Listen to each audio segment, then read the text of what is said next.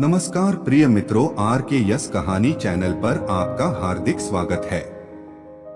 मित्रों, हम सभी ने किसी ना किसी से यह कहते सुना है कि श्मशान में भूत प्रेत होते हैं, और कुछ लोग यह भी कहते हैं कि श्मशान में भूत प्रेत की आत्मा 12 बजे रात को घूमती है। मित्रों, चलो जानते हैं महात्मा बुद्ध जी से श्मशान में भूत होते हैं या नहीं, एक कहानी के माध्यम से। जो भी व्यक्ति गौतम बुद्ध का शिष्य बनकर बुद्ध के साथ रहना चाहता है और बुद्ध की शरण में आना चाहता है, तो बुद्ध जी कुछ लोगों को बुद्ध बिना परीक्षा लिए ही स्वीकार कर लेते थे और आश्रम में रहने की अनुमति दे देते हैं। पर कुछ व्यक्तियों को वो कह देते कि जाओ, पहले एक दिन और एक रात शमशान में गुजार कर आओ। एक दिन एक व्यक्ति बुद्ध के पास आया और उसने बुद्ध के आश्रम में शामिल होने की इच्छा जताते हुए कहा, हे गुरु जी, मैं आपका शिष्य बनना चाहता हूँ। बुद्ध ने कहा, तुम्हें मेरा शिष्य बनने के लिए एक दिन और एक रात पूरा शमशान में बिताना होगा, और वहां पर तुम जो कुछ भी देखोगे, जो भी महसूस करोगे, मुझे आकर बताओगे, तब उसके बाद ही तुम आश्रम में शामिल हो पाओगे। गौतम बुद्ध की ये बात सुनकर वो व्यक्ति घबरा गया और उसने बुद्ध से डरकर कांपती आवाज में कहा, गुरु जी, दिन में तो ठीक हैं, लेकिन रात में शमशान में रहना बहुत खतरा है। बुद्ध ने कहा, कैसा खतरा? व्यक्ति ने कहा, वहां भूत प्रेत होंगे, वो मुझे पकड़ लेंगे और जान से मार देंगे, या तो मेरा जीवन नर्क बना देंगे। भूत प्रेतों का खौफ उस व्यक्ति के चेहरे पर साफ दिख रहा था। बुद्ध ने कहा, क्या तुमने भूत प्रेत देखे हैं? व्यक्ति ने कहा, नहीं, पर मैंने सुना बहुत हैं, और कुछ ऐसे लोगों को जरूर देखा है जिनमें भूत आ जाते हैं और उन्हें परेशान करते हैं, अजीब अजीब हरकतें करते हैं। इस पर बुद्ध ने कहा, फिर तो अब तुम्हारे पास ये अच्छा मौका है ये जानने के लिए कि क्या सच में भूत प्रेत होते हैं या नहीं। तुम एक रात शमशान में व्यतीत करो, वहां पर तुम्हें कुछ ऐसा लगे कि वो भूत हैं, तो देखना कि वो कैसा दिखता है, और यदि ऐसा कुछ ना हुआ तो तुम यह जान पाओगे कि भूत प्रेत जैसी कोई चीज नहीं होती है। इस तरह पूरी रात तुम जो भी अनुभव कर पाओ, वो सब कुछ सुबह मुझे आकर बताना। बुद्ध की बातों को सुनकर वो व्यक्ति तैयार हो जाता है। व्यक्ति बोला, ठीक है गुरु जी, मैं एक पूरा दिन और रात शमशान में गुजारूंगा। बुद्ध ने कहा, ठीक है, अभी तुम स्नान कर लो और आश्रम में जाकर भोजन करके आराम करो, और कल सुबह की पहली किरण के साथ ही शमशान पहुंच जाना। व्यक्ति को आश्रम में जाने के बाद बुद्ध ने अपने 4 शिष्यों से कहा कि वह व्यक्ति कल शमशान जाएगा, तुम सब उसके पीछे जाना और उस पर नजर रखना, पर ध्यान रहे उसे थोड़ा भी ना लगे कि कोई उस पर नजर रख रहा है। अगले दिन सुबह होते ही वो व्यक्ति शमशान में पहुंच गया और 4 शिष्य भी उस व्यक्ति का पीछा करते हुए एक जगह छुपकर उस व्यक्ति पर नजर रखने लगे। जब तक दिन था तब तक वो व्यक्ति शमशान में इधर उधर घूमता रहा, उसे काश वैसा कुछ भी अनुभव नहीं हुआ।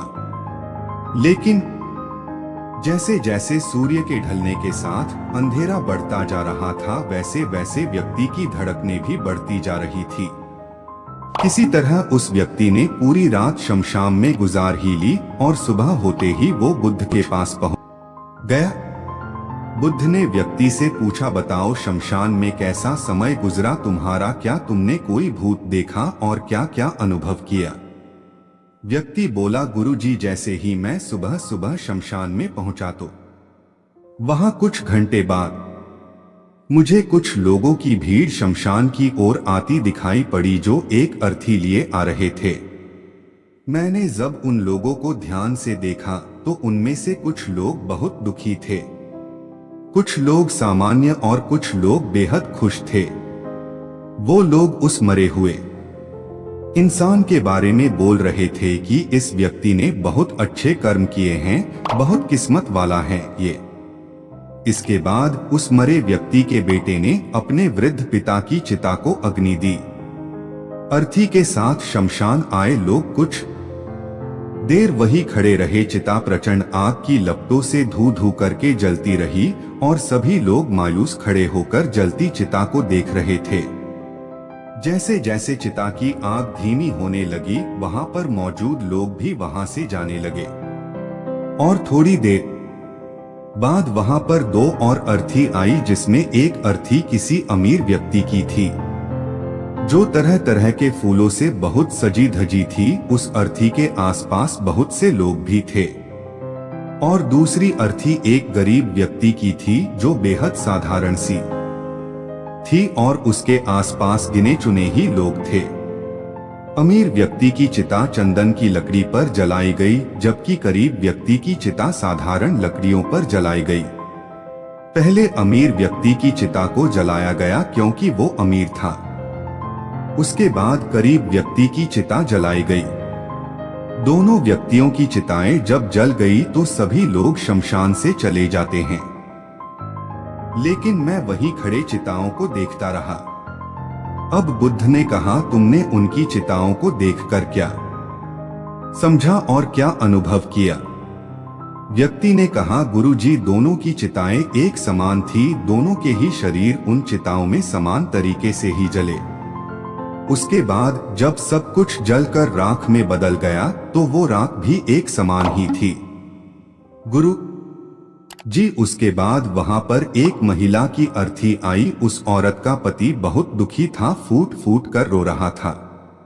अर्थी के साथ शमशान में आए बाकी लोग भी बहुत दुखी थे।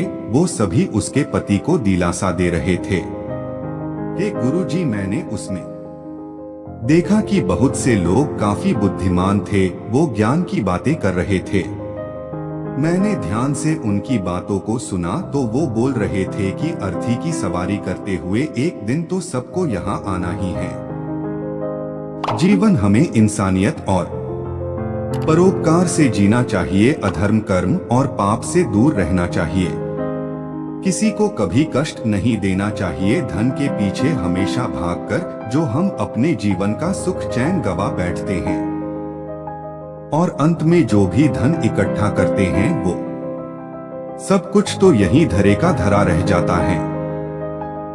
गुरुजी, उसके बाद शमशान में कोई अर्थी नहीं आई। इस पर बुद्ध ने पूछा कि तुम सारी रात वहां रहे तो क्या कोई भूत प्रेत तुम्हें दिखा? व्यक्ति बोला, नहीं, वहां मुझे कोई भूत प्रेत नहीं दिखा, बल्कि मन में एक डर तो था, पर सच कहूं तो पूरी रात मैं अपने आप से ही डरता रहा। कभी हवाओं से हिलने वाले पत्तों की आवाजों से डरता रहा तो कभी वहां आसपास मौजूद जीव जंतुओं की आवाजों से डरता रहा। सारी रात दहशत में रहा, लेकिन पूरी रात में मुझे कोई भूत प्रेत नजर नहीं आया। बुद्ध ने उस व्यक्ति से कहा, ठीक है, अब तुम जाओ और आश्रम में आराम करो, कल फिर तुम्हें पूरा एक दिन और रात शमशान में बिताना होगा। अब वो व्यक्ति ये सुनकर बोला, आप कैसी बात कर रहे हैं गुरुजी? आपके ही कहने पर कल पूरा दिन और पूरी रात मैं शमशान में पड़ा रहा। वो समय मैंने कैसे काटा है मैं जानता हूँ, अब मैं दोबारा वहां नहीं जाऊंगा। बुद्ध ने कहा, देखो, जो काश चीज तुम्हें वहां जाकर मिलनी थी वो तुम्हें अभी तक नहीं मिली है। जब तक वो चीज तुम्हें नहीं मिल जाती मैं तुम्हें अपना शिष्य नहीं बना सकता। तुम एक दिन और वहां रुको, तुम्हें वो अवश्य मिल जाएगी। व्यक्ति बोला, ठीक है, मैं कल एक दिन और रात और व्यतीत कर लूंगा शमशान में। अगले दिन सुबह वो व्यक्ति बुद्ध का आशीर्वाद लेकर फिर से शमशान पहुंच गया। एक पूरा दिन और रात बिताकर वो व्यक्ति अगली सुबह फिर बुद्ध के पास पहुंचा, लेकिन इस बार उस व्यक्ति के चेहरे पर एक अलग ही तेज था, एक अलग ही खुशी झलक रही थी, मानो उसे वो मिल गया हो। लेकिन बुद्ध उसके मुंह से सुनना चाहते थे, इसलिए बुद्ध ने एक ही सवाल पूछा कि क्या तुम्हें वो चीज मिली? व्यक्ति बोला, हाँ गुरुजी, मुझे वो मिल गई। बुद्ध ने पूछा कि बताओ तुम्हें वहां क्या मिला। व्यक्ति ने कहा, गुरुजी, मैंने जीवन का अर्थ समझ लिया है। मैंने वहां देखा कि कुछ लोग शाम को मुझे अर्थी पर लेकर आ रहे हैं। मुझे 4 लोगों ने अपने कंधों पर उठा रखा है और मेरे पीछे कुछ 20-25 लोग रोते बिलखते चल रहे हैं।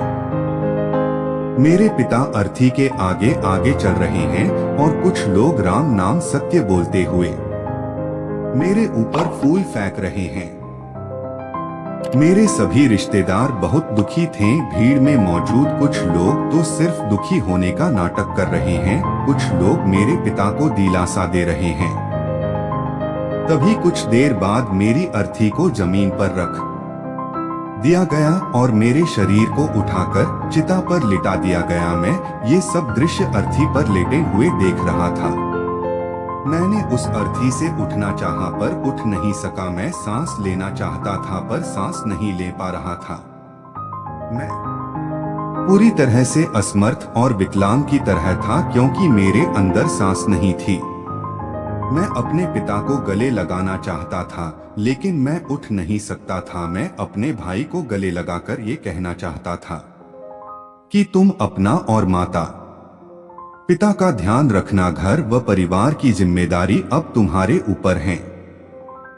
इसे बखूबी निभाना, इससे मेरी आत्मा को शांति मिलेगी।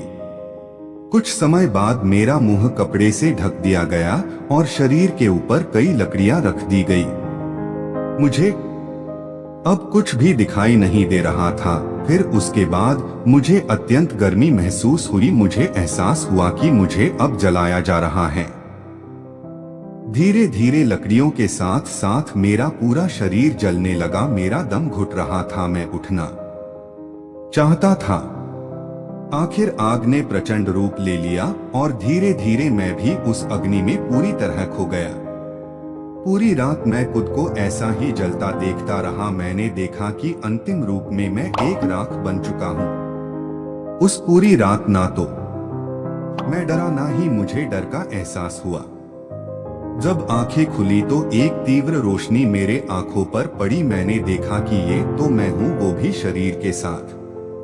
मुझे बहुत खुशी का अनुभव हुआ। उसके बाद मेरे मन से ना जाने कितने ही भ्रम समाप्त हो गए और मैं आपके पास आ गया। बुद्ध मुस्कुराए और बोले कि तुम अब आश्रम में शामिल हो सकते हो क्योंकि तुमने अब ज्ञान रूपी उस बीज को प्राप्त कर लिया है जिसमें शरीर को भूलकर स्वयं को जानने की इच्छा होती है।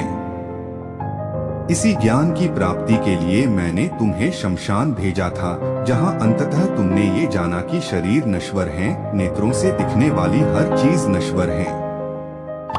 शमशान आने वाला हर व्यक्ति भी यह समझ रहा होता है, पर शमशान से वापस जाते ही वो सब भूलकर पुनः उन्हीं गलत कार्यों में लग जाता है, जैसे झूठ बोलना, लूट धसोट, अधर्म, लालच, लालसा, बुराई, क्रोध, अशब्द, अहंकार, ईर्ष्या, नाना प्रकार बुरी भावनाओं से बुरे कर्मों को अंजाम देते हैं।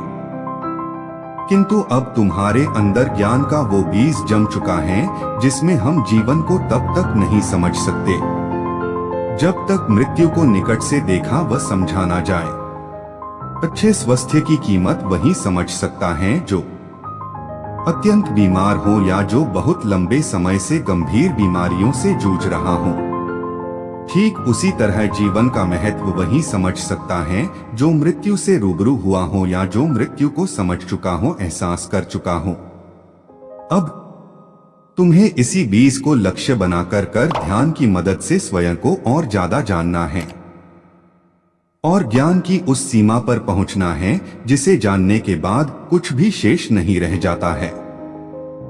कोई इच्छा, कोई लालसा शेष नहीं रह जाती। मन हर विचारों से मुक्त हो जाता है, सब शून्य में समाहित हो जाता है। मन में जिज्ञासा का कौतूहल शांत होकर ज्ञान रूपी शांति में बदल जाता है।